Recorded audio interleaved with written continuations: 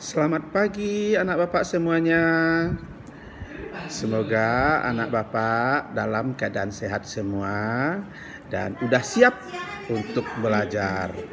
Baiklah, hari ini kita belajar geografi, melanjutkan pertemuan yang hari Senin semalam.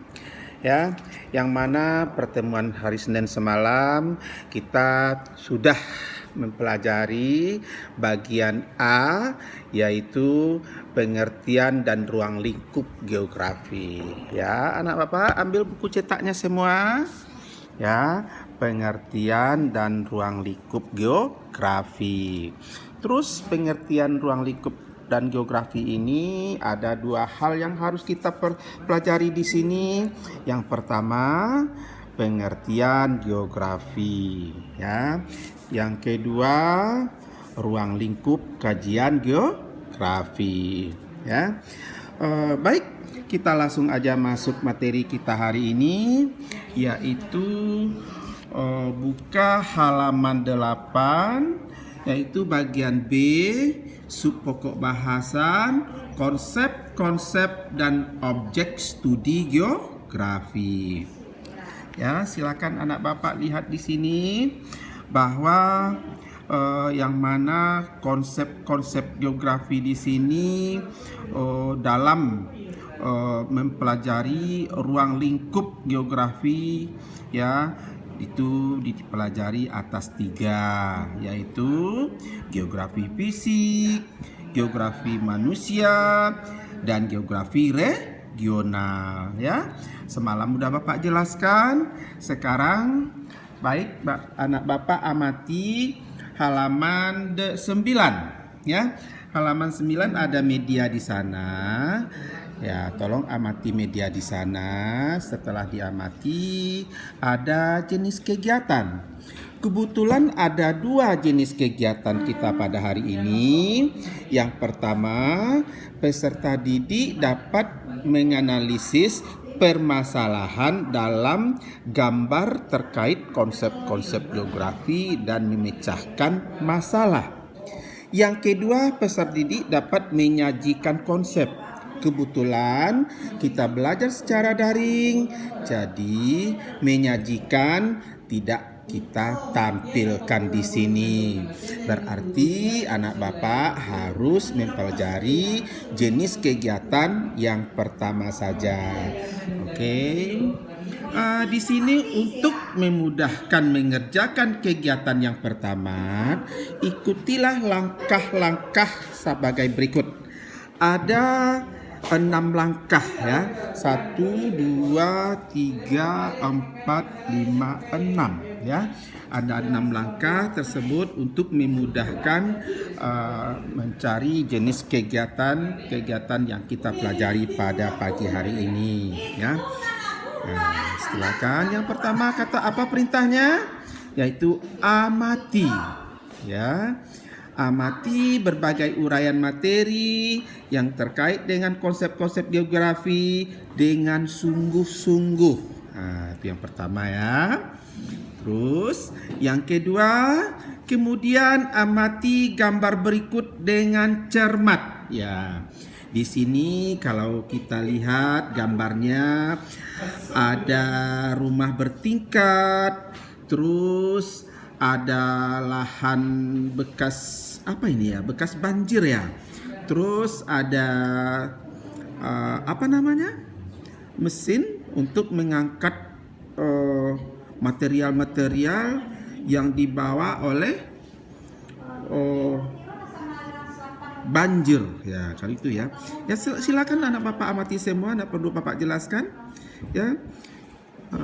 Terus berikutnya yang ketiga, apakah permasalahan yang kamu temukan setelah mengamati gambar di atas?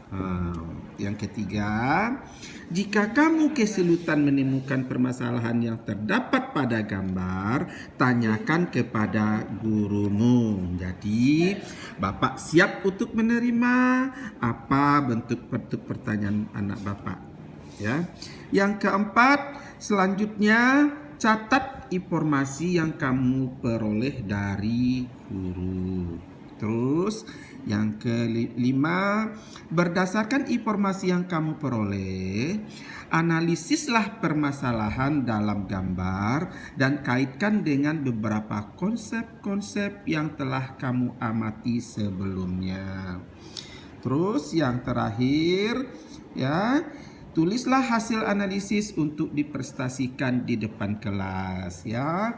Otomatis yang nomor 6 kita tidak bisa lakukan karena kita belajar daring, ya.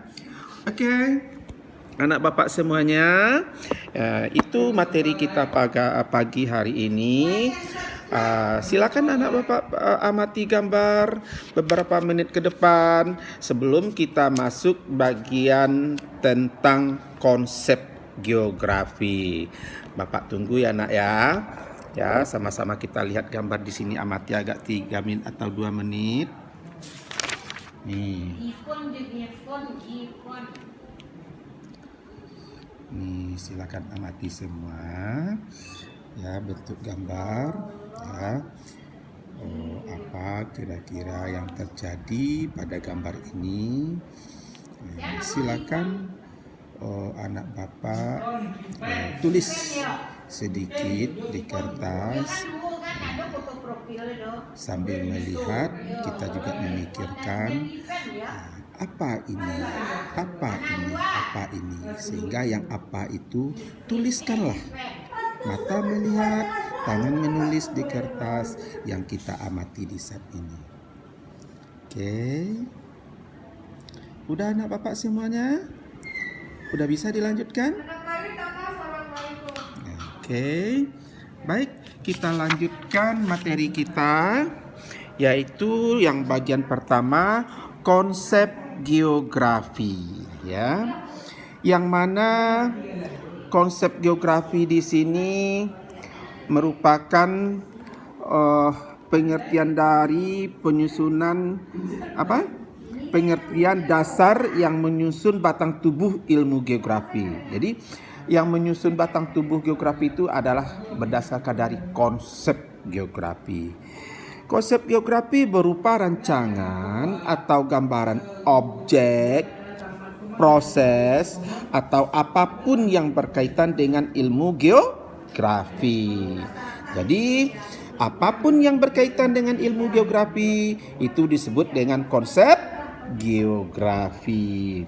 Baiklah, para ahli geografi telah mengemukakan, ya, Gertrude de Whitfield, ya, menyodorkan 5 konsep yang harus selalu ditemukan keterkaitan setidaknya antara penyebaran, relasi, fungsi, bentuk, dan proses terjadinya. Jadi, konsep-konsep yaitu sebagai berikut. Yang pertama yaitu bumi sebagai planet. Apa konsep geografi bumi sebagai planet? Artinya di bumi ini kita dapat atau terdapatnya kehidupan, bermacam-macam kehidupan di planet bumi ini. Terutama sekali adalah kehidupan manusia, binatang, tumbuh-tumbuhan, ya. Nah, itu yang planet, yang kehidupan yang terdapat di planet ini. Bermacam-macam kehidupan, banyak, apakah kehidupan yang bisa di darat, di air, itu terjadi kehidupan. Selanjutnya yang kedua yaitu variasi cara hidup. Nah, jadi konsep geografi ini sangat luas sekali artinya, ya. Jadi konsep variasi hidup, ya. Kita di dunia ini punya hidup bermacam-macam, ya. Variasi masuknya di sini tidak satu saja. Misalnya hidupnya sebagai pertanian, ya. Mungkin udah jenuh pertanian, suatu saat lagi dia pingin menjadi pengusaha, ya. Terus setelah pengusaha apa lagi? Mungkin dia menjadi menjadi salah satu penjabat, baik pejabat daerah maupun penjabat pemerintah. Itu namanya berpriasi, itu terhadap diri seseorang. Berpriasi hidup dalam lingkungan juga begitu. Ya, lingkungan kita itu misalnya apa saja ya. Misalnya di lingkungan tempat kita daerah perairan misalnya. Kita udah bosan dengan kehidupan perairan begini. Mungkin kita rindu dengan suasana pergunungan misalnya. Ya, kalau di pergunungan udah jelas ya, hutannya lebat, terus sesuatu itu masih alami, belum banyak campur tangan dari manusia, masih alami bentuknya, baik sungainya masih alami, baik bentuk permukaan buminya masih alami. Jadi itu karena udah bosan dengan berbentuk macam-macam tadi ya. Terus selanjutnya variasi wilayah alamiah. Jadi variasi alamiah maksudnya di sini bahwa kita sebagai geografi menurut Gerard de Whitfield ini, dia membacakan di alam ini berbentuk variasi. Variasi alam gimana? Ada pergunungan, ada daratan, ada ada lautan, ada sungai. Nah, itu namanya variasi di dalam alam ini.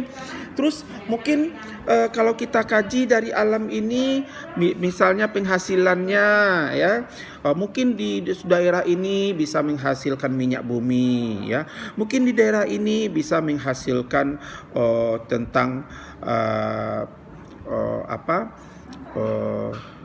kreatif manusianya ya. Maka itu yang bervariasi maksudnya di sini, bisa manusia yang menghasilkan, bisa bumi yang menghasilkan yang dari alam tersebut ya. Tergantung ya kehidupan yang terdapat di dalam masyarakat tersebut.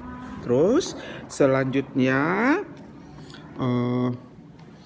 makna wilayah bagi manusia ya.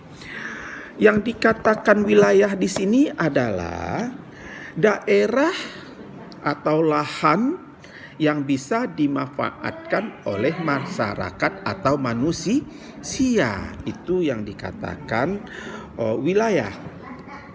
Jadi apa maknanya wilayah tersebut ya? Makna dalam arti kata, apakah wilayah ini berpotensi sebagai tempat pemukiman. Jadi kalau udah berpotensi tempat pemukiman, jadi wilayah ini sangat bagus dan sangat strategi untuk dijadikan perumahan, tempat tinggal penduduk. Itu yang dikatakan wilayah yang berpotensi tempat tinggal. Misalnya ada wilayah daerah perairan. Mungkin wilayah perairan ini bisa kita pergunakan untuk lahan pertanian seperti bercocok tanam, terus menanam sayur, terus ternak ikan dan lain-lain sebagainya. Bisa kita manfaatkan.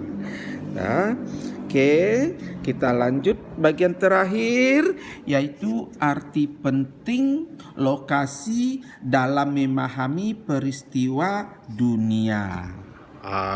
Ini sangat peduli sekali kita sebagai masyarakat ya, bahwa peristiwa-peristiwa yang terjadi di dunia untuk negara kita ya, kita harus tahu terlebih dahulu peristiwa-peristiwa apa yang terjadi sebelum kita mempelajari ke negara lain ya. Arti penting lokasi dalam memahami peristiwa di dunia maksudnya di sini ya, kita tahu bahwa di tempat kita tinggal, apakah kita udah bisa berinteraksi dengan lingkungan kita? Itu yang kita kaji terlebih dahulu ya. Tempat tinggal kita kaji dulu. Jangan kita kaji dulu dengan dunia atau daerah lain. Tempat kita aja. Apakah kita tinggal di daerah misalnya di daerah lereng pergunungan Nah, apakah itu udah jelas ya, kalau kita tinggal di lereng pergunungan, udah jelas kita rawan terjadinya longsor. Itu sangat mungkin terjadi sekali. Ya, misalnya hujan terus menerus, tanahnya jadi lembur, akhirnya terjadi longsor. Apa yang disebut longsor? Yaitu bencana alam. Itu anak bapak semuanya. Oh, misalnya kalau yang dunia mempelajari tentang peristiwa-peristiwa penting di sini, sepertinya adanya tsunami di Aceh, itu dunia udah mengetahui semuanya. Terus apa lagi?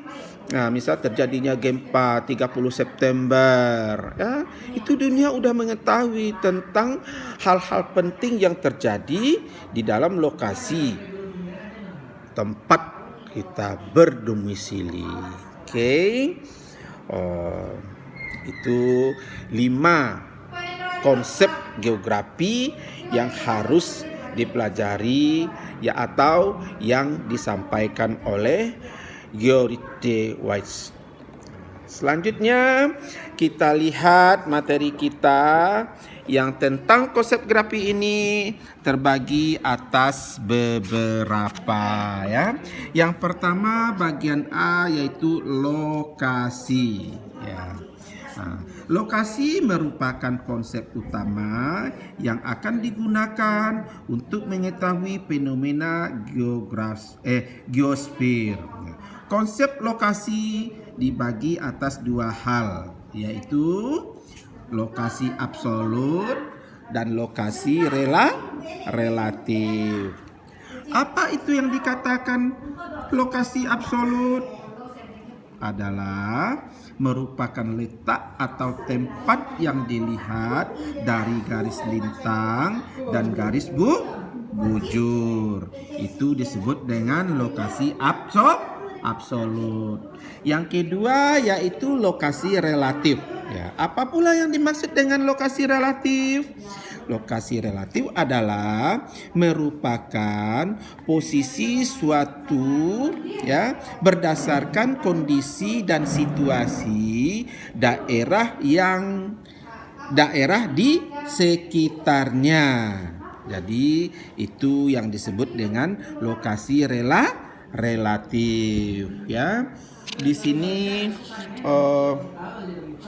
ada 2 bentuk lokasi ya. Oke. Untuk pelajaran pada pagi ini Bapak belum memberikan tugas ya, karena mungkin minggu ini pertemuan kita menjelaskan materi saja, udah 2 kali pertemuan, tugas belum Bapak berikan. Insya Allah minggu depan Bapak akan memberikan tugas. Saya harap anak Bapak harus membaca buku di rumah, sehingga minggu besok tugas untuk dikerjakan bisa dijawab dengan benar, supaya anak Bapak mendapat nilai yang bagus. Oke, silakan anak Bapak belajar dan membaca materi-materi geografi. Udah 2 kali pertemuan dengan hari ini. Oke, udah dulu. Sampai ketemu besok.